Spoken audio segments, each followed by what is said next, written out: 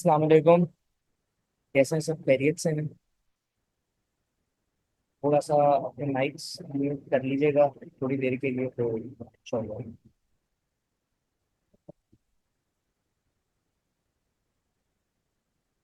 PSX का session आज का स्टार्ट करते हैं। तो आज बेसिकली हमारा जो सेशन है उसको हम लोग स्टार्ट करेंगे बजट ब्रीफिंग से कि हमारा जो अभी पाकिस्तान का नया बजट आया है उसके अंदर क्या हमारे पास जो है ना वो पीएसएक्स के लिए क्या न्यूज़ है, क्या पॉजिटिविटी है, क्या नेगेटिविटी है, और आगे हमें अपनी जो इस क्वार्टर की प्लानिंग करनी है वो किस तरह से करनी है। तो बेसिकली पीएसएक्स का जो हमारे पाकिस्तान का जो बजट आया है वो पीएसएक्स के लिए हमारे लिए पॉजिटिव है, अल्हम्दुलिल्लाह। हम लोग एक्सपेक्ट नहीं कर रहे थे कि इतना पॉजिटिव आएगा, लेकिन ये जो अभी इन्होंने शुरू के अंदर एक बात की थी कि हम ट्रेडिंग के ऊपर एक नया टैक्स लगाने वाले हैं, तो वो टैक्स इन्होंने नहीं लगाया, जो कि सारे स्टॉक्स के लिए जो है ना जनरली पॉजिटिव है। और जो है सबसे पहले हम बात करेंगे कि जो इन्होंने ब्राउन फील्ड रिफाइनरी के ऊपर टैक्स लगाना था और इंपोर्ट के ऊपर जो कि पहले 18% था, वो अब इन्होंने जो है ना हटा दिया है। और जो कि एटीआरएल और सिनर्जी के लिए बहुत पॉजिटिव है। मैं आपको साथ साथ स्क्रिप्ट बताता रहूंगा कि जो हमारी स्क्रिप्ट्स हैं जिनके लिए ये पॉजिटिव है, तो अगर कोई नोट डाउन करना चाहे अपने पास तो नोट डाउन कर सकते हैं आप लोग, जो भी जनरल स्क्रिप्ट्स हैं जिनको मैं पॉजिटिव हम लोग अपनी वर्किंग के हिसाब से पॉजिटिव समझते हैं। तो जो हमारा ब्राउन फील्ड रिफाइनरी वाला इम्पोर्ट टैक्स जो इसको अबॉलिश किया है इन्होंने, जो कि पहले 18% था, वो एटीआरएल और सिनर्जी के लिए पॉजिटिव है बहुत ज़्यादा। मैं आप सबको ऑडिबल हूँ? आवाज़ आ रही है मेरी सबको?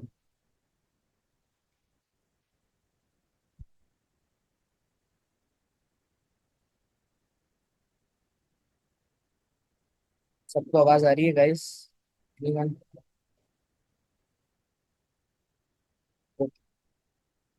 ठीक है। सो उसके अलावा सेकेंडली हमारे पास जो है वो एग्जेम्पशन प्रपोज किया गया है कैंसर रिलेटेड एपीआईज के लिए, जो कि फार्मास्यूटिकल सेक्टर से रिलेटेड है। जो कैंसर रिलेटेड एपीआईज अब बनेंगी, जो कि ऑन्कोलॉजी की फार्मा के लिए बहुत ज़्यादा पॉजिटिव है, जिसमें हमारे पास नाम आता है ग्लेक्सो का, ग्लेक्सो स्मिथ क्लाइन जेएसके जिसे हम कहते हैं। तो फार्मास्यूटिकल सेक्टर में हमारे पास जेएसके हमारी नज़र में बहुत पॉजिटिव है। सेकेंडली, अगर हम बात करें सुपर टैक्स की, जो कि पहले 150 मिलियन के ऊपर लग जाता था कि अगर कोई कंपनी जो है वो मतलब generally business point of view से, नॉट कि हम सिर्फ पब्लिक लिस्टेड कंपनीज की बात कर रहे हैं, हम एक जनरल पर्सपेक्टिव में बात कर रहे हैं सारे बिजनेसेस के ऊपर, जो कि एक टैक्स था सुपर टैक्स, जो कि पहले 150 मिलियन का अगर आपका प्रॉफिट होता था साल का तो उस पर लगाया जाता था। उसका ब्रैकेट बढ़ा के 500 मिलियन कर दिया गया है, जो कि एक जनरली बिजनेसेस के लिए बहुत पॉजिटिव न्यूज़ है। और इससे हम समझते हैं कि मार्केट के अंदर एक अच्छा कैश फ्लो मेंटेन हो सकता है, जो कि हमारी मीडियम टेयर की इंडस्ट्रीज हैं या एसएमईज जो हमारी कंपनीज हैं पब्लिक लिस्टेड, तो उनके ऊपर हमारा जो है वो अच्छा एक टैक्स हम एक्सपेक्ट कर सकते हैं कि उनको रिलीफ मिला है इस चीज से। सेकेंडली, टैक्सेस का जो रिलीफ हमें कंस्ट्रक्शन सेक्टर में मिला है, कंस्ट्रक्शन सेक्टर क्योंकि अभी जनरली भी पॉजिटिव चल रहा है। अगर आप सब रियल एस्टेट की मार्केट से वाकिफ हैं, तो रियल एस्टेट की मार्केट के अंदर अभी आपको पता है कि बहुत तेजी आई हुई है इन दिनों। रियल एस्टेट बहुत जो है ना वो एक्सेप्शनली बूम कर रहा है। जो शायद प्लॉट्स 50-60 लाख के हुआ करते थे वो करोड़ तक पहुंच गए हैं, 90 लाख तक पहुंच गए हैं। जो 2-3 करोड़ के प्लॉट थे वो 4-4.5 करोड़ 5 करोड़ पे पहुंच गए हैं। जिनका प्रॉपर्टी से ताल्लुक है वो मेरी बात से रिलेट करेंगे। तो जो हमारे पास कंस्ट्रक्शन के सेक्टर के ऊपर टैक्स रिलीफ दिया गया है, जो कि हमें ऐसा लगता है कि सीमेंट और स्टील और ग्लास, पेंट, इन सारी इंडस्ट्रीज के लिए पॉजिटिव है, क्योंकि जब एक घर कंस्ट्रक्ट होता है तो उसमें सीमेंट भी लगता है, उसमें स्टील भी लगता है, ग्लास भी लगता है, और आपका क्या कहते हैं पेंट्स भी लगते हैं। तो पेंट तो डेफिनेटली केमिकल इंडस्ट्री से ताल्लुक है। ग्लास में हमारे पास जो है वो गनी ग्लास आ जाता है और टीजीएल आ जाता है।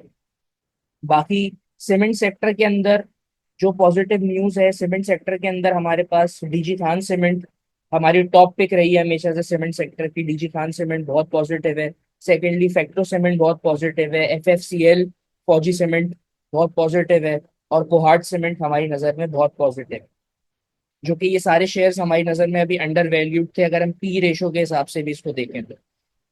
उसके अलावा हमारे पास कंस्ट्रक्शन सेक्टर जो कि कराची रिलेटेड है, अगर क्योंकि हम कराची के हैं, तो कराची रिलेटेड अगर हम बात करते हैं, तो कराची में जो हमारे पास कंस्ट्रक्शन सेक्टर है उसके अंदर जो हमारे पास पॉजिटिविटी आई है, या जो टैक्स रिलीफ्स आए हैं, और जो नए और पुराने कंटिन्यूएशन प्रोजेक्ट्स हैं, उनको लेके अगर हमारे पास न्यूज़ देखी जाए, तो लकी सीमेंट और पावर सीमेंट, क्योंकि इन दोनों के प्लांट्स कराची से नज़दीक हैं, तो लकी सीमेंट और पावर सीमेंट जो है वो दोनों हमें बहुत पॉजिटिव लगते हैं सीमेंट सेक्टर में कराची रिलेटेड।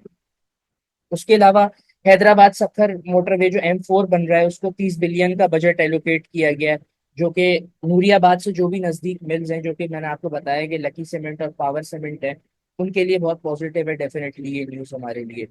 उसके अलावा एक्सपोर्ट रीफाइनेंस का जो हमारे पास रेट है वो रिड्यूस कर दिया गया है, जो कि हमारे पास जितनी भी टेक्सटाइल रिलेटेड इंडस्ट्रीज हैं, जिसमें गैटम टॉप पिक होगा, टेक्सटाइल इंडस्ट्री का हमारा गैटम टॉप पिक रहेगा, NML और SUTM हमारे पास जो है ना वो टॉप पिक्स रहेंगे, ये तीन टेक्सटाइल इंडस्ट्री के।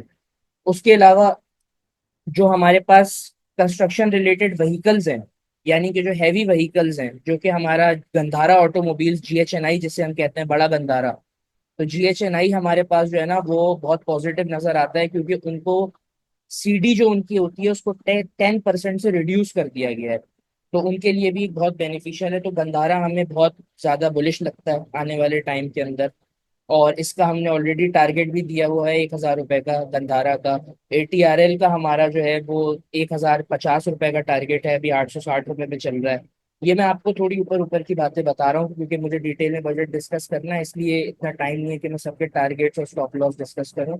वो डेफिनेटली हमारे प्रीमियम मेंबर्स, आप लोग जो भी हैं, आप सब अवेयर होते हैं इन सारी चीज़ों से जो हम आपको बता रहे होते हैं, जो हम लोग डेली बेसिस के ऊपर हम लोग आपको अपडेट कर रहे होते हैं कि हमें क्वार्टर पे ये चीज़ पिक करनी है, या किस सेक्टर के अंदर हमें ज़्यादा काम करना है। सेकेंडली, अगर हम बात करें, जो हमारे पास इस वक्त कैपिटल गेन टैक्स का जो एक बहुत बड़ा मसला था, कि कैपिटल गेन टैक्स के अंदर कोई इंक्रीमेंट आ रहा है, हमने जब बजट प्री बजट हमें अनाउंसमेंट्स मार्केट में सबको सुनने में आई थी कि हमारे पास जो कैपिटल गेन टैक्स है उसके अंदर हमारे पास कोई बहुत बड़ा चेंज आ रहा है, तो अल्हम्दुलिल्लाह ऐसा नहीं हुआ, कैपिटल गेन टैक्स जो है वो अनचेंज रहा, जो कि एक बहुत पॉजिटिव न्यूज़ है सारे ट्रेडर्स के लिए, क्योंकि इन्वेस्टर को कैपिटल गेन टैक्स जो है वो सिर्फ एक दफा बाइंग और एक दफा सेलिंग पे मिलता है, क्योंकि वो लॉन्ग टर्म होल्ड करके शेयर को बैठा हुआ होता है। हम लोग क्योंकि ज्यादा ट्रेडर माइंडसेट से चल रहे होते हैं, हम लोग रोज खरीद बेच कर रहे होते हैं, आप लोग प्रीमियम मेंबर्स अवेयर हैं इस चीज से, तो हमें कैपिटल गेन टैक्स का बहुत ज्यादा खतरा था कि यार खुदा ना खास्ता अगर ज्यादा बढ़ गया तो हमारी प्रॉफिटेबिलिटी डिक्रीज हो जाएगी, हमारे मार्जिन्स कम हो जाएंगे, हमें स्ट्रेटेजी अपनी चेंज करनी पड़ेगी। लेकिन अल्हम्दुलिल्लाह ऐसा कुछ भी नहीं हुआ, जो कि एक ओवरऑल बहुत पॉजिटिव न्यूज़ है ट्रेडर्स के लिए। अच्छा, उसके अलावा हमारी जो स्टॉक ट्रेडिंग की ट्रांजैक्शन है उसके ऊपर कोई फाइनेंशियल टैक्स इम्पोज नहीं हुआ अभी इस बजट के अंदर, ये भी एक बहुत हमारी पॉजिटिव न्यूज़ मानी जाती है। फिर जैसा मैंने आपको बताया कि हमारे पास फार्मास्यूटिकल सेक्टर के अंदर ग्लेक्सो हमें बहुत अच्छा लगता है। अच्छा, उसके बाद हम अगर बात कर लें IT सेक्टर की, जो कि अभी आजकल बहुत ज्यादा जो है ना वो न्यूज़ के अंदर हमारे पास वायरल है, जो हमारे स्टॉक्स के अंदर काम करते हैं, स्टॉक मार्केट में PSX में काम करते हैं, वो बहुत ज्यादा खौफजदा हैं अपने हमारे IT सेक्टर को लेके, क्योंकि लास्ट हमने अभी फ्राइडे को देखा कि IT सेक्टर में जो है वो इतनी ज्यादा परफॉर्मेंस नहीं आई, चाहे वो TRG ले लें, चाहे वो सिस्टम ले लें, नेटसॉल ले लें, ABN ले लें, तो इतनी ज्यादा परफॉर्मेंस नहीं थी इन शेयर्स के अंदर। लेकिन आफ्टर बजट, या हम जिसे पोस्ट बजट कहते हैं, पोस्ट बजट IT सेक्टर को जो 0.25% का टैक्स था, वो अभी भी उन्होंने 3 साल के लिए एडिशनली उसको बरकरार कर दिया है, जिसमें हम समझते हैं कि ये सिस्टम लिमिटेड जो हमारी टॉप पिक है, हमारे प्रीमियम मेंबर्स अवेयर हैं इस चीज से, सिस्टम जो हमारी टॉप पिक है, सिस्टम के लिए ये बहुत ज्यादा पॉजिटिव होगा आने वाले क्वार्टर्स के अंदर या हाफ ईयरली के अंदर। अच्छा, ये माइंड में रहेगा, जो भी मैं बात कर रहा हूँ ये हम दिसंबर तक की बात कर रहे हैं, जब हाफ ईयरली रिपोर्ट आती है या सेकंड क्वार्टर हमारा एंड होता है। उसके अलावा सुपर टैक्स का मैंने आपको बताया कि भाई सुपर टैक्स का ब्रैकेट चेंज होकर 500 मिलियन पे जा चुका है ऑलरेडी। अच्छा, अपना ये हमारा जो सीमेंट सेक्टर है, मैं ज्यादा फोकस सीमेंट सेक्टर को और स्टील सेक्टर को इसलिए कर रहा हूँ, जैसे मुगल स्टील, आयशा स्टील हमारे पास टॉप पिक्स होंगे। जो हमारी गवर्नमेंट ने एक स्कीम लॉन्च की है, अपना घर अपना आशियाना, एक स्कीम लॉन्च की है जिसमें वो आपको लो कॉस्ट हाउसिंग के ऊपर फाइनेंस कर रहे हैं, 10 मिलियन तक का, 1 करोड़ तक का। तो उसके लिए गवर्नमेंट ने 71 बिलियन रुपीस इस साल के लिए बजट एलोकेट किया है कि 71 बिलियन रुपीस तक की फाइनेंसिंग हम करेंगे, जिसकी वजह से जाहिर सी बात है जो लोग घर अफोर्ड नहीं कर सकते या जिनका कंस्ट्रक्शन रिलेटेड कोई मसला है, तो उनको ये लोन्स दिए जाएंगे, या कोई फर्स्ट टाइम होम ओनर है उनको ये लोन्स दिए जाएंगे। सो ये ओवरऑल प्रॉपर्टी सेक्टर के लिए बहुत अच्छा है। और प्रॉपर्टी सेक्टर में हमारे पास इसलिए भी अच्छा है क्योंकि प्रॉपर्टी की परचेज के ऊपर भी उन्होंने सेल परचेज पे भी 2.5% से 1.5% कर दिया है टैक्स। तो ये प्रॉपर्टी के लिए ओवरऑल अच्छा है। और इसी से हमारा कंस्ट्रक्शन सेक्टर रिलेट करता है, तो डेफिनेटली सीमेंट, स्टील और हमारे ग्लास, पेंट यानी केमिकल इंडस्ट्री, ये इसकी बेनिफिशरीज के अंदर होंगे, मेन बेनिफिशरीज के अंदर। अच्छा, जो हमारा अभी फेडरल पीएसडीपी का प्रोजेक्ट है वो कराची से डायरेक्टली रिलेटेड है, क्योंकि कराची कोयटा चमन हाईवे बन रहा है N25, उसके अलावा हैदराबाद सक्खर मोटरवे M6 बनेगा। नेशनल हाईवे अथॉरिटी ने around 224.5 ton, two two four two two four 224.5 billion rupees allocate किए हैं इस बजट पे फेडरल पीएसडीपी के लिए, जो कि हमारे लिए एक पॉजिटिव न्यूज है कंस्ट्रक्शन सेक्टर के हवाले से। एक्साइज ड्यूटी जो गाड़ियों पे लगा करती थी, तो अब वो हमारी इम्प्लीमेंट होगी 2000 से 3000 सीसीज के बीच में। फिर लग्जरी व्हीकल्स का जो इम्पोर्ट टैक्स था वो 20 मिलियन से अबव जो व्हीकल्स होंगी उनको अब उन पे लगाया जाएगा लग्जरी टैक्स। सो ये बेसिकली ऑटो सेक्टर के लिए बड़ा पॉजिटिव है। ऑटो सेक्टर के अंदर हमारे पास जो नाम आ जाते हैं पॉजिटिव में, वो हमारे पास आ जाता है हपको आ जाता है क्योंकि BYD का प्लांट लग रहा है। उसके अलावा हमारे पास NML आ जाता है, NCPL आ जाता है, GHNI आ जाता है। ये हमारे पास इस वक्त टॉप पिक्स हैं जो कि बजट से रिलेटेड मैं आपको करके बता रहा हूँ, वरना हमारे पास पिक्स तो और भी हैं। साजगार है और JVDC है, ये सारी चीजें भी हैं हमारे पास। लेकिन बजट में जिनकी न्यूज आई है उनका मैं आपको इस सेशन के अंदर जो है ना वो ज्यादा गाइड करूंगा। बाकी तो डेफिनेटली अगर कोई शेयर हमें टेक्निकली अच्छा लगता है या फंडामेंटली बाद में चेंज हो जाता है, अच्छा लगने लगता है क्वार्टर रिजल्ट के ऊपर, तो वो फिर जाहिर है चीजें चेंज होती हैं।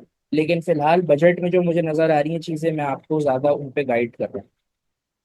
बाकी जनरली अगर हम देखा जाए तो बैंक्स और फार्मास्यूटिकल सेक्टर हमें अच्छे लगते हैं। ठीक है, बैंक्स के अंदर हमारे पास NBP आ जाता है, बैंक्स में हमारे पास UBL आ जाता है, ये BOP आ जाता है, ये हमारे टॉपिक्स होंगे बैंक के अंदर। और सेकेंडली अगर हम देखें इस चीज को, तो हमारे पास बजट ओवरऑल बहुत अच्छा आया है।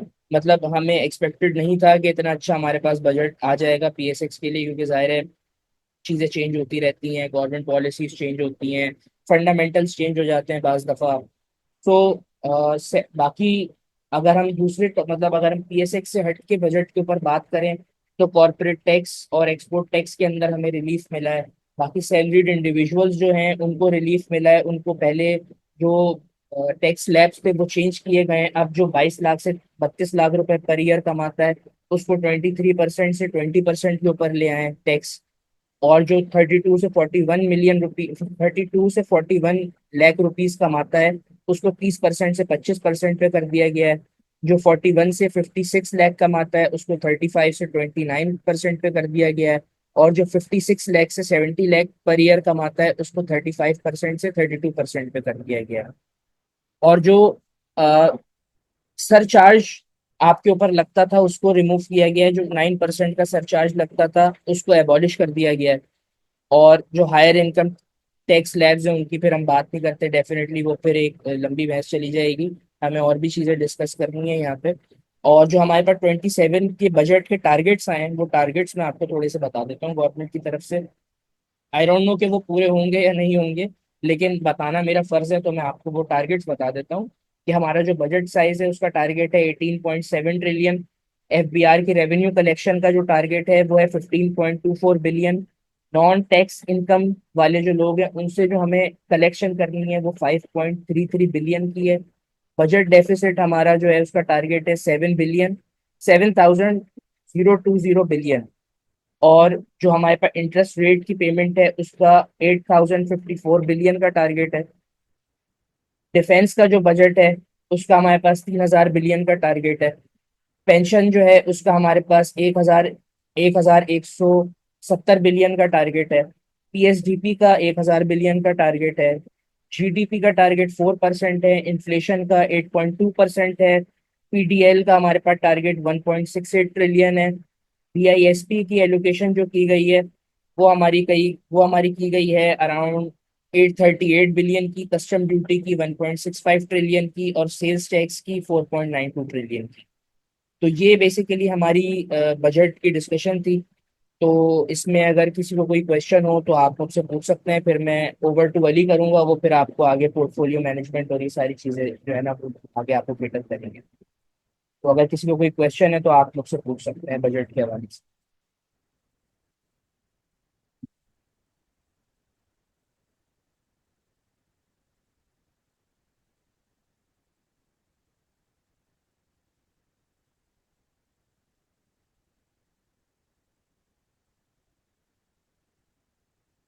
सैलरीज मुर्तुजा भाई, जो गवर्नमेंट पर्सन हैं उनकी 10% बढ़ाई गई थी, 7%।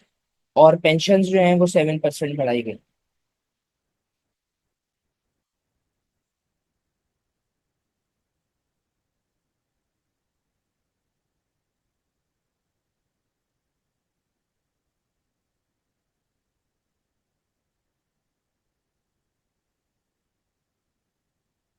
जी जी साजिद भाई, बिल्कुल आपको रिकॉर्डिंग मिल जाएगी सेशन की यूट्यूब पे, और कोई मसला नहीं, अगर आप ऑक्यूपाइड है नो प्रॉब्लम, आपको इंशाल्लाह रिकॉर्डिंग इसकी जरूर मिल जाएगी।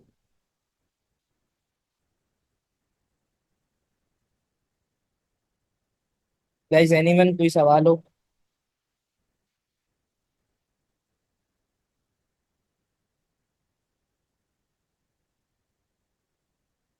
कोई मसला नहीं है साजिद भाई, जज़ाकल्लाह, थैंक यू सो मच।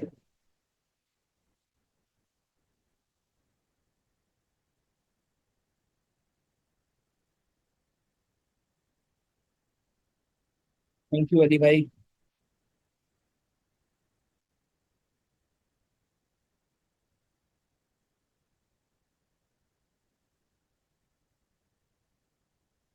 तो अगर किसी को क्वेश्चन नहीं है तो फिर मैं अली को इनवाइट करूंगा कि अली आप काइंडली टेक ओवर करें, और सबको पोर्टफोलियो मैनेजमेंट और इससे रिलेटेड जो भी इनकी क्वेरीज हैं उनको आप काइंडली सॉल्व करो।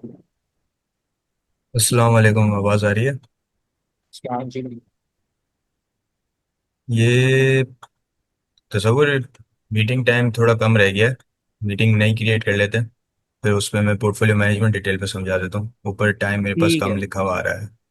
ठीक है गाइज, मैं आपको न्यू लिंक शेयर कर देता हूँ, और आप उसको काइंडली ज्वाइन कर लो। तो फिर अली आपको जो है ना पोर्टफोलियो मैनेजमेंट समझा देगा कि पोर्टफोलियो आपने किस तरह से लेके चलना है आगे आने वाले टाइम पे। कि कैसे पोर्टफोलियो मैनेज करना है, कैसे चीज़ें लेके चलनी है मार्केट्स में, किस तरह अपना पोर्टफोलियो। अब मिसाल के तौर पे मैं आपको एक स्क्रीन रिकॉर्ड करता हूँ। ये स्क्रीन शेयर कर रहा हूँ, आप ये देखें।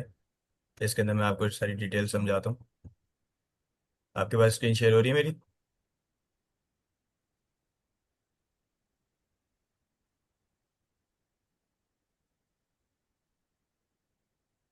स्क्रीन शेयर सबके पास हो रही है? जी शेयर हो रही है। ओके। तो फॉर एग्जांपल हम ले लेते हैं कि एक रफ अमाउंट ले लेते हैं।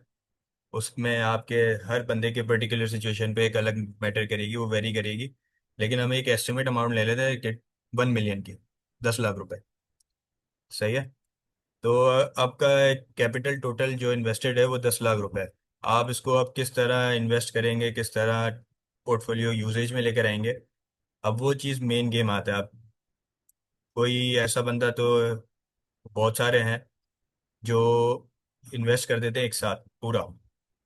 कि फॉर एग्जांपल, मैंने अगर जैसे हमने एक कॉल दी आपको, डीजी केसी की कॉल दी या मेपल लीफ की कॉल दी, किसकी भी कॉल दी एक्सवाईजी की, तो उसमें आप पूरा अपना कैश फ्लो 10 लाख का पूरा इन्वेस्ट कर देते हो। तो उसमें मसला क्या आता है, आपके पास एवरेज आउट के पैसे नहीं होते। आप दूसरी कॉल कोई दूसरी लेते हैं तो उसके अंदर आपके पास कैश बैलेंस नहीं बचता, तो उसमें आप क्या करेंगे, उसमें बड़े फंस जाते हैं मामला। तो फॉर एग्जांपल हम इसके अंदर फिर मेन मोटिव जो होता है, 10 लाख का कैपिटल जो है, इसके अंदर हम डिवाइड करेंगे। जो मेजर डिवीजन होती है वो बेसिक 5 सेक्टर्स ले लें। आप 5 सेक्टर्स को सॉर्ट करेंगे। अब इसमें मल्टीपल सेक्टर्स हो सकते हैं। आप, ये आपके ऊपर है कि आप कमर्शियल बैंक पे रख लें एक सेक्टर, फिर आप एक उस पे रख लें, क्या नाम है आपका, ऑयल एंड गैस एक्सप्लोरेशन पे रख लें। फिर उसके बाद रिफाइनरीज पे रख लें आप। तो अलग अलग मल्टीपल सेक्टर्स आप पांच इस तरीके से चूज कर सकते हैं। आपको पीएसएक्स के डेटा पोर्टल पे ये सारे सेक्टर्स अवेलेबल हो जाएंगे कि क्या क्या सेक्टर्स हैं, क्या नहीं है, कौन से में क्या सेक्टर फॉल कर रहा है। हम जो मेजरली काम कर रहे होते हैं, हम मेजरली उन सेक्टर्स में काम कर रहे होते हैं जिनकी फंडामेंटल्स बहुत स्ट्रांग है। और जैसे कि अभी तस्वर ने आपको बजट के बारे में डिटेल ब्रीफ करा, तो अब बजट की बेसिस पे हम सेक्टर सेलेक्ट करेंगे, उस सेक्टर्स के बेसिस पे हम आगे प्रोसीडिंग्स करेंगे अपने। अब पांच का मतलब क्या है? पांच सेक्टर का मतलब ये होता है कि आपने पांच सेक्टर कर दिया। अच्छा, इसके अंदर भी आपने कुछ अमाउंट बैकअप कैश के लिए रखनी है। बैकअप कैश का आपका यूज होता है कि फॉर एग्जांपल ये ईरान जंग और यूएस की जो वॉर चल रही है, ये आपकी वापस आ जाती है कि मामलात और ख़राब होने लग जाते हैं, तो उस सिचुएशन में आप क्या करेंगे? मार्केट तो क्रैश कर जाएगी। अब मार्केट क्रैश करेगी, मार्केट क्रैश करने पे फिर मसला आएगा कि आपका पूरा पोर्टफोलियो डाउन हो गया। आपने सेक्टर्स तो डिवाइड करे, पोर्टफोलियो मैनेजमेंट आप सीधी लेके चल रहे हैं, लेकिन उसके अंदर आपका पूरा सेक्टर मामला ख़राब हो गए। तो उसके अंदर रिकमेंडेड ये होता है कि रिकमेंडेड आप इस पोर्टफोलियो को हाफ ऑफ कर दें। अब इसमें हाफ ऑफ में क्या होगा आपके पास 5 लाख रुपीज जो होते हैं वो आपके बन जाते हैं ट्रेडिंग कैपिटल, यानी इन्वेस्टेड अमाउंट। और आपका 5 लाख रुपीज बन जाता है बैकअप बैकअप कैश। अब बैकअप कैश से बहुत ज़्यादा फायदे होते हैं। आप जो डिप्स ले सकते हैं, डिप्स में बाइंग कर सकते हैं, बहुत अच्छी बाइंग आपको मिल सकती है डिप्स के तौर पे। कि मिसाल के तौर पे मार्केट अनप्रिडिक्टेबल है, मार्केट बहुत ज़्यादा अनप्रिडिक्टेबल है। कभी भी न्यूज़ आती है, मार्केट वोलेटाइल है न्यूज़ बेसिस पे। और न्यूज़ आपको जैसे कि पता है, पाकिस्तान में आप भी रहते हैं, हम भी रहते हैं, तो पाकिस्तान में कुछ भी न्यूज़ बार बार आ सकती है। अब ये हमने 50,000 का अलॉट कर दिया, फिर एक को 50,000 का अलॉट कर दिया। अब इसके अंदर मैं पांच सेक्टर बनाऊंगा, तो पर सेक्टर में कितना अलॉट कर रहा हूँ? 1 लाख रुपीज।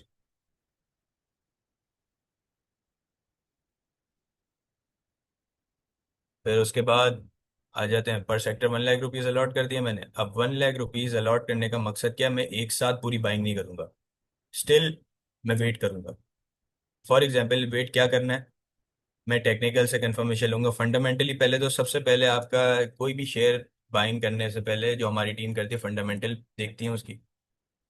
फंडामेंटल उसके अच्छे हैं, फिर उसकी टेक्निकल साइड देखी जाती है कि एंट्री आपने कहाँ लेनी है। फंडामेंटल ये कंफर्म करता है कि आपने एंट्री लेनी है या नहीं लेनी, ये शेयर बाय करना है या नहीं करना है। टेक्निकल ये कंफर्म करता है कि ये शेयर में एंट्री, प्रीमियम एंट्री के सबसे बेहतरीन एंट्री आपको किस पॉइंट पे मिलेगी, किस लेवल पे मिलेगी। अच्छा, उसके अंदर भी हमारे, अच्छा, आप जब टेक्निकल्स देख रहे होते हैं, टेक्निकल्स के अंदर आपको डिमांड और सप्लाई का पता होगा। तो टेक्निकल्स के अंदर डिमांड एंड सप्लाई के जोन बनते हैं, 3 जोन्स बनते हैं। और इसी तरीके से सप्लाई के भी 3 जोन्स होते हैं, डिमांड के भी 3 जोन्स होते हैं। तो हर डिमांड पे, अब ये ज़रूरी नहीं है कि डिमांड पे अगर शेयर आता है तो वहाँ से ऊपर चले जाए, ज़रूरी नहीं है बिल्कुल भी। ऐसा भी हो सकता है कि सेकंड डिमांड को टेस्ट करे, थर्ड डिमांड को टेस्ट करे। तो उसी वजह से आपने ये पूरा जो 1 लाख का कैपिटल है, ये आपने पीसेस में बाइंग करनी है। फॉर एग्जांपल, मैं अगर हम मिसाल ले लेते हैं एक किसी शेयर की, मैंने आप बनाए हुए हैं कुछ डिमांड जोन, मैं आपको वो शेयर कर देता हूँ डायरेक्ट उस, तो वहाँ पर आपको टेक्निकल दिख जाएंगे। थोड़ा वेट करिएगा।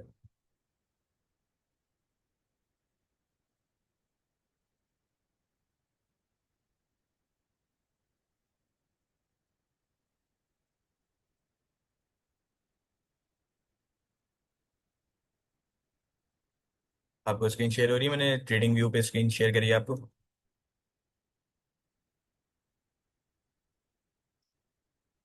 ओजीटीसी ले लेते हैं, मार्केट का किंग ओजीटीसी है, सबसे बड़ा शेयर मार्केट में ओजीटीसी। ये मैंने काफ़ी टाइम पहले बनाया था, प्रीमियम पे शेयर भी करा था। आपने देखा भी होगा, जो प्रीमियम पुराने मेंबर्स हैं, नए वालों के पास शायद ना हो। तो उसके अंदर मैंने ये देखे जोन्स बनाए हुए हैं। पहला जोन हमारा टेस्ट करा था, यहाँ से इसने पम्प दिया था, हमें एक शॉर्ट ट्रेड दी थी इस एरिया तक की, और यहाँ पर हमने ट्रेड करी थी। सेकंड डिमांड जोन जो है हमारा यहाँ पर, अब इसके आगे मैंने परसेंटेजेस लिखी हुई हैं। परसेंटेजेस का मकसद ये है कि मैं यहाँ पर 1 लाख का पोर्टफोलियो 50% ऑक्यूपाई करूंगा पर सेक्टर पर। कि 50,000 की बाइंग इस लेवल पे होगी, 25% की, 25,000 की इस लेवल पे होगी, 25,000 की इस लेवल पे होगी, तो मेरा यहाँ पर 1 लाख पूरा हो जाएगा। अब ये मैंने टेक्निकल्स जो है वो एक अलग लेवल, कहानी लंबी हो जाएगी कि उसके अंदर आपको टेक्निकल समझाऊं कि किस तरह बनाए, क्या है क्या नहीं है। और यहाँ पर हमारी सेलिंग जोन्स बनाए हुए हैं मैंने, कि इस पे हमारा 50% ऑफलोड हो जाएगा, इस पे हमारा 50% ऑफलोड हो जाएगा, तो यहाँ पर ग्राफ उस लेवल्स को टच करेगा तो उस पर बाइंग कर रहे होंगे उस हिसाब से। तो ये मैंने आपको एक एग्जांपल दे दिया, अब बैक टू द वहाँ पर आ जाता है। उस पे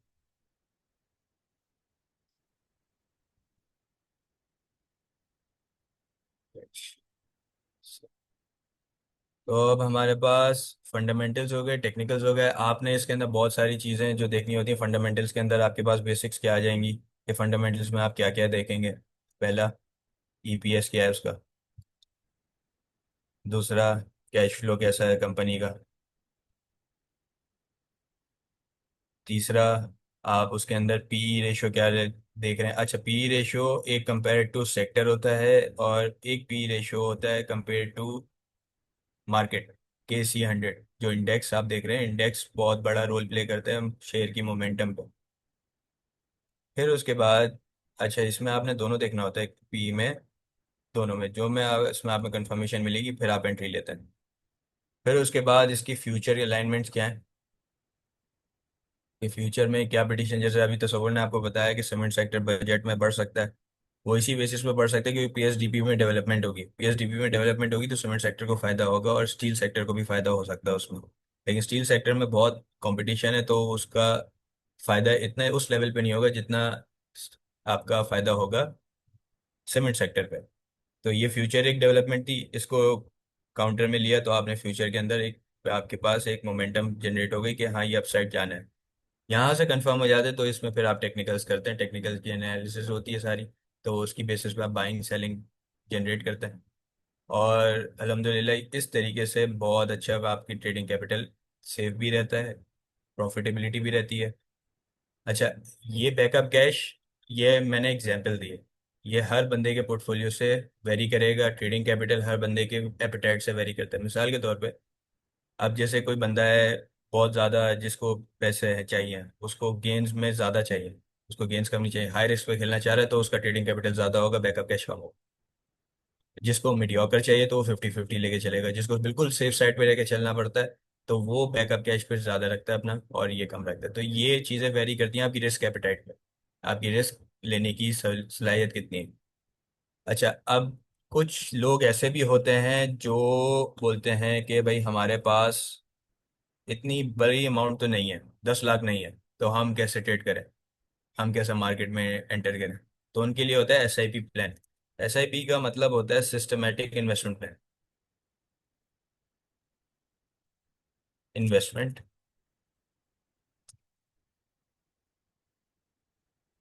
प्लान। अच्छा, इसका मतलब क्या है, इसका मतलब ये है कि आपकी जो नॉर्मल आप अर्न करते हैं, फॉर एग्जांपल एक बंदा अर्न करता है 1 लाख रुपीज मंथली। अब 1 लाख रुपीज मंथली करते हैं, जाहिर सी बात है उसके अपने खर्चे होंगे, अपने ज़रूरियात होंगी, अपनी वो होंगी, ख्वाहिशात होती हैं। तो उसका बेसिक रूल जो फाइनेंशियल उसमें देखा जाता है कि आप एक इन्वेस्टर के तौर पे जिस तरह सोचोगे, तो उसका तरीका ये होता है कि आप उसको डिवाइड करोगे परसेंटेजेस पे भी। आपकी 50% जो जाएगा इसके अंदर, जो आपकी 1 लाख रुपीज़ है, 1 लाख रुपीज़ का 50% आपका डायरेक्ट शिफ्ट हो जाएगा ज़रूरियात पे, कि बिल्स, जिसके अंदर आप बिल्स पे कर रहे होगे, नेसेसिटीज़ जो हैं, वाटर बिल्स हो गए, इलेक्ट्रिक बिल हो गए, रेंट हो गया, जो भी मज होती हैं, ग्रोसरी हो गई, वो सारे उसके अंदर आ जाते हैं। 30% जिस तरीके से बंदा डिवाइड करेगा, 30% जाता है आपका स्ट्रेट फॉरवर्ड ख्वाहिशात पे। फॉर एग्जांपल किसी की ख्वाहिशात हैं, भाई मुझे ये लेना है, मुझे ये लेना है, गाड़ी लेनी है, कोई एसेट बनाना है, तो उसके अंदर वो सिचुएशन में क्या करेगा, तो वो उसके लिए 30% ख्वाहिशात में चली जाती हैं, यानी वांट्स, ये आपकी नीड्स हैं, ये आपकी वांट्स हैं। अब 20% हर बंदा जाहिर सी बात है सेव तो करता है कुछ ना कुछ, अच्छा, ये परसेंटेज वेरी करती है, मैं ये एक नॉर्मल जनरल बता रहा हूँ, जो जनरल पब्लिक जिस उस हिसाब से चल रही होती है। कुछ बहुत ज़्यादा जिनका ये आउट होता है वो लॉन्ग टर्म ग्रोथ नहीं देख पाएंगे। अगर किसी के पास नीड्स में ही पूरा जा रहा है, वांट्स भी नहीं बच पा रही, या नीड्स वांट ज़्यादा है नीड्स कम है, तो वो फिर उसका हिसाब फाइनेंशियल आउट होते हैं। तो फाइनेंशियल उसको सेट करने पड़ेंगे, उसी हिसाब से वो फिर से करे। अब इसके अंदर 20% जो लास्ट है उसके अंदर सेविंग्स होती हैं। ये सेव करते हो। इस बेसिस पे जो एक अक्लमंद इन्वेस्टर होता है वो सेव नहीं करता, वो करता है इसे इन्वेस्ट। हर महीने आपका कैपिटल भी बढ़ता रहेगा। आपका कंपाउंडिंग जिसे कहते हैं, मिसाल के तौर पे आपने मैंने हर महीने में 10,000 बचा रहा हूँ। अब 10,000 में इन्वेस्ट कर रहा हूँ मंथली बेसिस पे, उस पर मैं ट्रेड भी कर रहा हूँ, उसमें मैं मार्केट से कनेक्टेड भी हूँ। तो अब मार्केट से कनेक्टेड रहने का फायदा क्या हो गया? अभी 10,000 जो है इस पर मुझे गेन भी हो रहा है। 10,000 मैंने इन्वेस्ट करे, मेरा ट्रेडिंग कैपिटल भी बढ़ रहा है, कि प्रॉफिट भी कर रहा हूँ, क्योंकि आप अगर ओवरऑल देखें तो 52% मार्केट के सी इंडेक्स ने ओवरऑल पोर्टफोलियो प्रॉफिट दिया था एनुअली, पिछले साल। एनुअल प्रॉफिट जो था आपका 52% का गेन था। अब हर महीने 10,000 रुपये में इन्वेस्ट कर रहा हूँ, इसको अगर हम डिवाइड करते हैं मंथली, मंथली में आपका अराउंड कितना बनेगा? फॉर एग्जाम्पल हम ले लेते हैं 4%। 10,000 का 4%, हर महीने 400 रुपये गेन हो रहा है मुझे। तो मेरा कैश जो बैंक में फारिग पड़ा रहता, जिससे बैंक वाले फायदा उठाते हैं, बैंक वाले भी आपका पैसा इन्वेस्ट करते हैं अगर आपको पता हो। जो आप बैंक में कैपिटल रखवाते हैं वो बैंक उसको यूज कर रहा होता है अपनी ऑपरेशंस और कैश निकालने के लिए, कैश जनरेट करने के लिए, जो प्रॉफिटेबिलिटी होती है उसमें। एनुअली आपका 52% गेन दिया था ये केसी इंडेक्स ने। अब इसकी बेसिस पे हर महीने में 4% मिनिमम 5% गेन कर रहा हूँ, तो मैं जैसे ही कैपिटल मेरा बढ़ता जाएगा, हर महीने में एडिशनल पैसे डाल भी रहा हूँ। 1 लाख का 20% 20,000 होता है, 20,000 में डाल भी रहा हूँ। 20,000 के बाद फिर मैं इन्वेस्ट भी कर रहा हूँ अलग अलग तरीकों से। अब उसके अंदर गेन्स भी हो रहे हैं मेरे। तो लॉन्ग टर्म पे SIP सिस्टमेटिक इन्वेस्टमेंट प्लान आपको एक लंबे टाइम के बाद एक कंपाउंडिंग रेशोज पे लगता है, तो वो आपकी जो 1 साल की इन्वेस्टमेंट कितनी हो जाएगी? अगर 20,000 है तो 2,40,000 रहेगी। लेकिन साल के एंड में वो अमाउंट 2,40,000 नहीं होगी, वो उससे मल्टीप्लाई बाय 2 फैक्टोरियल लगा वो होगा। तो वो 5,80,000 तक हो सकता है। ज़्यादा होगा मल्टीप्लाई 2 फैक्टोरियल पे, मैंने आपको मिनिमम बताया, वरना तो उससे ज़्यादा ही होता है। तो ये एक सिस्टमेटिक इन्वेस्टमेंट प्लान है। जो इन्वेस्टर्स आना चाहते हैं, नए हैं मार्केट में, उनकी नहीं है इतनी आमदनी कि भाई वो इतना बड़ा एकदम से बल्क कैपिटल नहीं डाल सकते, तो वो इस प्लान को देखते हुए, इसको मद्देनजर रखते हुए अपनी इन्वेस्टमेंट जर्नी स्टार्ट कर सकते हैं। तो बेसिकली ये था एक पूरा ओवरव्यू, पोर्टफोलियो मैनेज किस तरह करा जाता है, रिस्क किस तरह मैनेज करा जाता है। तो आपका कोई अगर इसमें सवाल है तो बताएं, ताकि मैं आपको इसमें मजीद ब्रीफ कर देता हूँ।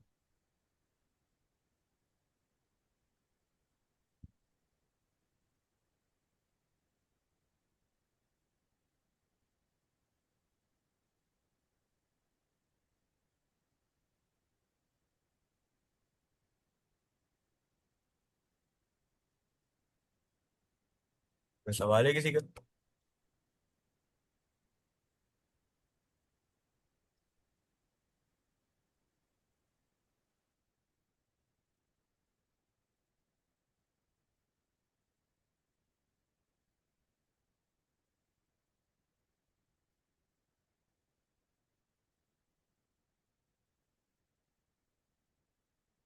कोई सवाल है तो पूछ लें।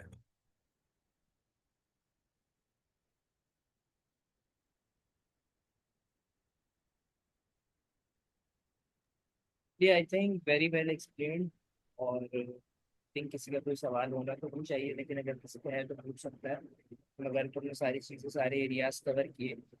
मगर थोड़ा सा एक एग्जांपल अगर तुम दे देते किसी एक शेयर को पिक करके, कि लेट से हम GHNI में काम कर रहे हैं, और हमारे पास, हम उसके लिए 1 लाख का फंड एलोकेट कर रहे हैं, और उसमें हमारे पास 1 लाख ही बैकअप कैश भी है। डेफिनेटली अगर 1 मिलियन के पोर्टफोलियो से हमने काम किया है, और उसमें हमारे पास एक सेक्टर में, ऑटो सेक्टर में GHNI है, और GHNI को हमने जो है वो बाय किया है, या हमें सिग्नल आया है ट्रेड वर्ल्ड की तरफ से कि भाई आप GHNI बाय करें 25%, इस पॉइंट के ऊपर।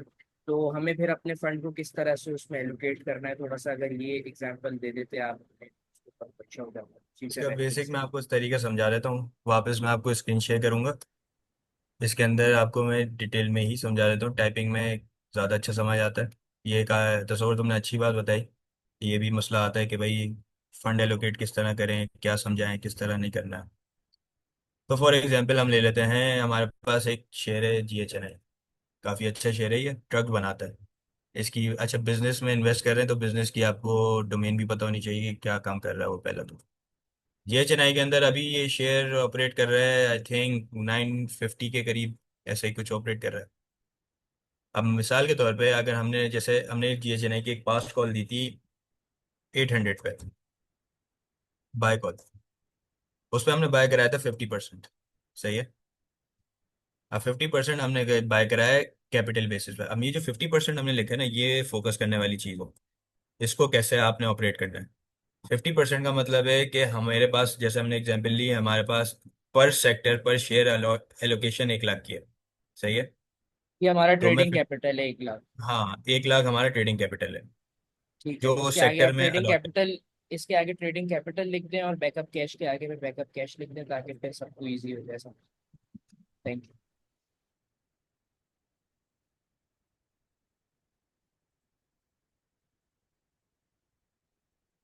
1 लाख हमारे पास फिर भी पड़ा हुआ है। सही है।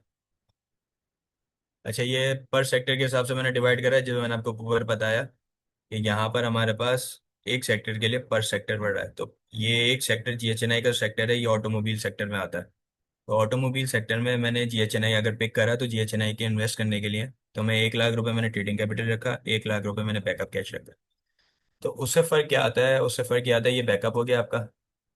इसको बैकअप लिख देते हैं। अब इसके अंदर 50% का मकसद ये है कि 50% आप बाइंग जो कर रहे होंगे वो अपने ट्रेडिंग कैपिटल का 50% करेंगे। मिसाल के तौर पे 50,000 की बाइंग करेंगे। अब 50,000 को आप कैलकुलेट करेंगे, कैलकुलेटर आपके पास, सबके पास अवेलेबल है। कैलकुलेट अगर करें तो आपके पास 50,000 में डिवाइड बाय 800, आपके पास 62 शेयर 0.2 का इशारा है। तो आप इसके अंदर 63 या 65 शेयर्स बाय कर सकते हैं। राउंड ऑफ कर लें, 70 कर लें, तो आपका फिर भी बाइंग बचती है इनकी। अच्छा, ये जो आपने 800 करा, क्योंकि मैंने जैसे आपको ग्राफ दिखाया, ग्राफ के अंदर बाइंग अलग अलग होती है। फॉर एग्जांपल 800 आज प्राइस नहीं दी, अभी तो बढ़ गई है 950, ये आ जाती है 700 पे। 700, तो 700 पे आपके पास backup cash 50,000 already built in पड़ा हुआ है, कि आपने जो ट्रेडिंग कैपिटल के अंदर इन्फ्यूज करना है। तो अब यहाँ पर 50% का मकसद है। अब जब इसी के अंदर इसको कैरी फॉरवर्ड करेंगे 25% पे, वो भी बताएंगे कि कहाँ एवरेज आउट करना है। ट्रेड वर्ल्ड आपको पूरी हर चीज़ गाइड करता है। तो ये भी कुछ शेयर्स में हमने एवरेज आउट करवाए। फॉर एग्जांपल हमारा एक शेयर था, मुझे आई थिंक याद, मैंने नहीं आ रहा, DGKC एवरेज आउट करवाया था, बाइंग भी हुई थी, उसको एवरेज भी करवाया। तो उसके अंदर एवरेज, पहले बाइंग 50,000 करी। अच्छा, 50,000 ज़रूरी नहीं है हम हर शेयर में 50% पहले दें। हो सकता है 25% पहले बाय करें, फिर 50% के लिए नेक्स्ट लेवल रखें। तो उससे ये होता है कोई मूव आपके हाथ से मिस नहीं होती, क्योंकि डिमांड जोन जो है, डिमांड जोन कोई भी टैप हो सकता है, टैप होने के बाद ही मूव करेगा। हो सकता है पहले डिमांड जोन से मार्केट रिवर्स कर जाए, हो सकता है सेकंड डिमांड से जोन से मार्केट रिवर्स जाए, थर्ड डिमांड जोन से तो 90% प्रोबेबल चांस है, यहाँ तक कि मुल्क तबाह हो जाए तो उसके बाद फिर रिवर्स करेगी। तो मैं यहाँ पर 25% इन्फ्यूज़ कर दूंगा, 25,000 में और इन्फ्यूज़ कर दूंगा। सही है। अब ये शेयर और गिर गया, मार्केट में कोई नेगेटिव न्यूज़ आ गई और गिर गया। सही है। जैसे ईरान वॉर हुई थी, तो ईरान वॉर के अंदर ये शेयर आके अराउंड 600 रुपये के करीब खड़ा हो गया था, 600 रुपये पे आ गया। तो मैं क्या करूँगा, 25% की और बाइंग कर लूँगा। तो मेरे पास टोटल कैश, जो मेरे पास टोटल वॉल्यूम था, जो मैं 1 लाख में बाइंग कर सकता था, वो कितने हो रहे थे कि अराउंड 1 लाख के हिसाब से डिवाइड बाय 700 ले लेते हैं एवरेज मीडियन। जो मैं बाइंग कर पा रहा था वो 150 शेयर के आसपास बाइंग कर रहा था। तो 150 शेयर जो है मैंने टुकड़ों में बाइंग करूंगा। मेरी पोर्टफोलियो मैनेजमेंट इस तरीके से हो रही है कि उसको मैंने अपने हिसाब से करा हुआ है। अब इससे होगा क्या, इससे होगा ये, आपकी कॉस्ट एवरेज होगी, जो ये मैंने 25% करा हुआ है, आपकी कॉस्ट कहीं आके 720 के करीब आसपास आके बैठेगी। अब इसके अंदर फर्क ये भी आ सकता है, अब इसको मैं अगर चेंज कर दूं, इसको मैं 50% कर दूं सेकंड वाली बाइंग मेरी, और इसको मैं कर दूं 25%, तो आपकी ये बाइंग और ये वाली बाइंग, इसकी बाइंग आपका इसका लॉस कवर कर देगी। सही है, जब ये 700 पे आके खड़ा हो जाएगा, ये मिड पिवट पॉइंट, ये आपकी मेन बाइंग कहलाएगी। पिवट पॉइंट आपका ये है। अब फॉर एग्जाम्पल कंपनी के अंदर धमाका हो गया, कंपनी तबाह हो गई, अब क्या करें? कंपनी तो डूब गई, इसके शेयर प्राइस गिरेंगी। पहले तो आप इसमें, अगर वो ऐसा कोई सिनेरियो आता है, कंपनी कभी भी, जो बड़ी कंपनीज होती हैं उनके पास बैकअप्स होते हैं। उनका कोई एक प्लांट नहीं होता, उनके मल्टीपल प्लांट्स होते हैं, उनके मल्टीपल ऑफिसेज होते हैं। तो वो मल्टीपल ऑफिस में ऑपरेट करिए, तो ये एक नेगेटिव डाउन साइड दिखेगी, मार्केट में थोड़ा मार्केट शेयर डिप ले रहा है, लेकिन उसकी रिकवरी हो जाती है, रिकवरी विद टाइम हो जाती है। तो उसके अंदर आप अपना ये बैकअप कैश, ये वाला कैपिटल उसके अंदर यूज करेंगे। इसके, ये कैपिटल अभी आप इसके अंदर यूज कर रहे थे, जो नॉर्मल सिचुएशंस में बाइंग हो रही है, सेलिंग हो रही है। बैकअप कैश आप रखेंगे, इमरजेंसी फंड कहलाता है ये। इमरजेंसी फंड आप कह लें कि आप ये भी कर सकते हैं कि आपने बैंक अकाउंट उसमें स्टॉक अकाउंट में नहीं रखें, लेकिन आप बाद में अरेंज कर पाएं कि इतना फंड आपके पास होना चाहिए कि आप अरेंज कर सकें, कि आपने अगर 1 लाख की बाइंग करी हुई है, तो आप 1 लाख, फॉरन कोई इमरजेंसी ऐसी आपको अपॉर्चुनिटी दिखती है, तो आप 1 लाख अरेंज कर पाएं। अच्छा, GHNI में अगर धमाका भी हो जाए ना, इसका कैश फ्लो इतना स्ट्रांग है कि ये धमाका भी रेस कर जाएगा, ये रिकवरी करने में इसको हार्डली 3 महीने लगेंगे। इनका प्रॉफिटेबिलिटी बहुत अच्छी है। तो ये एक एग्जाम्पल भी दे दी तस्वर। और किसी की कोई क्वेरी है? पहले मेरी ही क्वेरी है कि लेट्स से कि हमें ये बैकअप कैश यूज करने की खुदा ना खास्ता कभी जरूरत पड़ती नहीं है मार्केट के अंदर, और हमारे पोर्टफोलियो में 500,000 कैश जो है वो, जैसे 1 मिलियन के पोर्टफोलियो की एग्जांपल है, तो उसी पे मैं रिलेट करके बात कर रहा हूँ कि अगर हमें ये कैश यूज करने की कभी जरूरत नहीं पड़ती है, फॉर इंस्टेंस अल्लाह ना करे किसी कंपनी में इस तरह का वक्त आता है, तो क्या ऐसा हो सकता है कि हमने 5 सेक्टर्स पिक किए हुए हैं, ठीक है, और ट्रेड वॉल्ट हमें एक छठे सेक्टर की बाय कॉल दे देता है, तो क्या ऐसा पॉसिबल है कि हम इस कैपिटल में से, जो हमारे पास बैकअप कैश है, उस कैपिटल में से हम थोड़ा सा कैपिटल यूज करके हम उस कॉल को फॉलो कर लें, एक छठा सेक्टर अपने पास पोर्टफोलियो में ऐड कर लें? तो क्या ये हाँ कर सकते रिकमेंडेड हैं। है? हाँ कर सकते हैं, बिल्कुल कर सकते हैं, लेकिन बात वही है, रिस्क एपिटाइट जो मैंने पहले बताया, ये आप इस तरीके से, ये मैंने 50-50 करा हुआ है, इसको 70-20 भी कर सक 30 कर सकते हो आप, इसको 30-70 भी कर सकते हो। ये रिस्क एपिटाइट पे बंदे के अपने रिस्क, वो कितना रिस्क लेना चाह रहा है। मिसाल के तौर पे अगर मैं रिस्क लेने वाला बंदा हूँ, मैं 70-30 के हिसाब से चलूंगा, या मैं 30% अपना बैकअप रखूंगा, 3 लाख रुपए, 7 लाख पे मैं ट्रेडिंग कर रहा हूँ। ये रिस्क ठीक एपिटाइट पे है। होती है। अब इसके अंदर 30, अब ये छठी सेक्टर की एक और भी सिनेरियो आता है कि भाई मिसाल के तौर पे कोई हार्ड रिस्क लेने वाले बंदे ने 70-30 वाले के हिसाब से अरेंज कर लिया अपना पोर्टफोलियो, तो अब क्या करें भाई? अब उसमें बैकअप यूज करने की मुद्दत आ गई, 7 लाख मैंने 5 सेक्टर्स में घुसा दिया, छठा सेक्टर आता है, तो छठे सेक्टर में मैं जब उठाऊंगा, जब पक्की 100% जो ना कहते हैं कॉल होगी उस पर, और पता होगा कि ये ऊपर जाना ही जाना है। फॉर एग्जाम्पल न्यूज वेस्ट, अभी जैसे सीमेंट सेक्टर तो का तुमने बताया, सॉरी न्यूज फॉर आई है इस इंटरप्ट, पे। तो 100% जो हमारे पास जैसे कॉल आएगी कि भाई 100% पक्का शेयर है, तो उसमें हाँ क्या ट्रेड वॉल्ट हमें ये बताएगा कि भाई ये 100% पक्का शेयर है? क्योंकि हर शेयर की कॉल तो हमारे पास आ रही होती है, ऐसा ही है। मगर हमें कैसे पता चलेगा कि शेयर कौन सा पक्का है? उसमें वो गाइड करेंगे, सारा गाइडिंग गाइडेंस होगी, उसके अंदर बताएंगे, जाहिर सी बातें बताएंगे। जो 100% कॉल होगी वो न्यूज़ देख के ही आ रही होगी। जैसे सीमेंट सेक्टर अभी तुमने ही बताया, सीमेंट सेक्टर में ओवरव्यू बहुत अच्छा आ रहा है, फ्यूचर प्लान्स बहुत अच्छे आ रहे हैं, तो इसकी तो पक्की न्यूज़ है कि इनको प्रॉफिट मिलना है, अच्छा प्रॉफिट मिल रहा है, ये पक्की न्यूज़ है। फॉर ये आपको मैंने एक एग्जांपल दे दी बजट की। इसी तरीके से बहुत सारे और एग्जांपल आती हैं कि अभी ईरान और US वॉर जो हो रही है, इसके अंदर एक्सपोर्ट कंपनीज जितनी भी हैं, जिनका एक्सपोर्ट का काम था, वो क्रैश करी हैं। उसकी सबसे बड़ी एग्जांपल है यूनिटी फूड्स। यूनिटी फूड्स 30 रुपए पे ट्रेड करता था और आज 12 रुपए पे। लेकिन अब जब ये ईरान वॉर और US वॉर बहरहाल होंगे, तो इनकी एक्सपोर्ट वापस खड़ी होगी।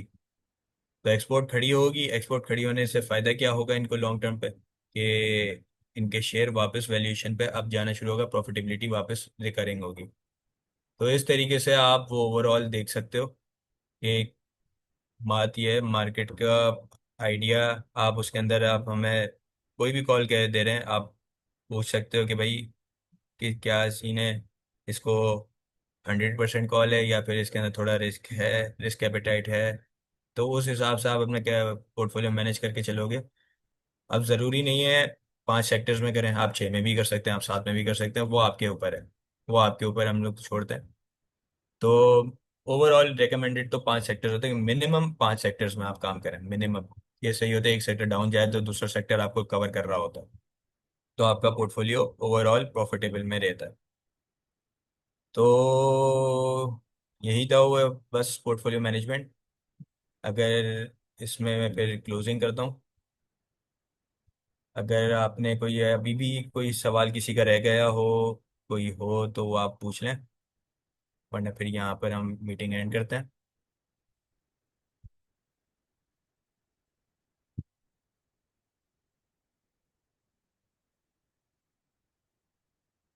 मुझे नहीं लगता आई कि किसी का शायद सवाल आएगा। I think everything is very much clear. और हमने बजट भी ब्रीफली डिस्कस किया लास्ट मीटिंग के अंदर, और अभी हमने पोर्टफोलियो मैनेजमेंट जो कि सबकी क्वेरी थी कि भाई कैसे पोर्टफोलियो मैनेज करें, तो वो भी हमने सही है। बहुत ब्रीफली डिस्कस कर लिया है। So let's end this meeting, and thank you very much everyone कि आप लोगों ने अपना टाइम निकाला और आपने हमें ज्वाइन किया। और इंशाल्लाह ट्रेड वर्ल्ड के साथ आपका सफ़र अच्छा रहेगा। और इंशाल्लाह हम उम्मीद करते हैं कि इंशाल्लाह। अभी नेक्स्ट 2 क्वार्टर्स के अंदर हमारे पास PSX जो है वो बहुत अच्छी आउट परफॉर्म करेगी, अनलेस के खुदा ना खास्ता कोई जियो पॉलिटिकल सिचुएशन आ नहीं जाती है। सो हम PSX पे बुलिश हैं आने वाले 6 महीने के अंदर, और शायद 1 साल के अंदर भी। बाकी जहाँ तक बात रही पी रेशो की, तो PSX के जितने भी शेयर्स हैं इस वक्त वो पी रेशो के हिसाब से मोस्टली अंडर वैल्यूड है। अंडर तो वैल्यूड हम है, मोस्ट उसको, शेयर्स अंडर वैल्यूड है। जी, तो उसको हम लोग लॉन्ग टर्म होल्डिंग के लिए प्रेफर कर सकते हैं। अब इंशाल्लाह हमारा ये है कि फ्रॉम जुलाई ऑनवर्ड्स हम लोग जो भी बाइंग करेंगे उसमें हम लोग लॉन्ग टर्म होल्डिंग्स को भी प्रेफर करेंगे, और आप सबको इंशाल्लाह लॉन्ग टर्म होल्डिंग्स भी करेंगे। So thank you very much guys, and hope to see you in the next session.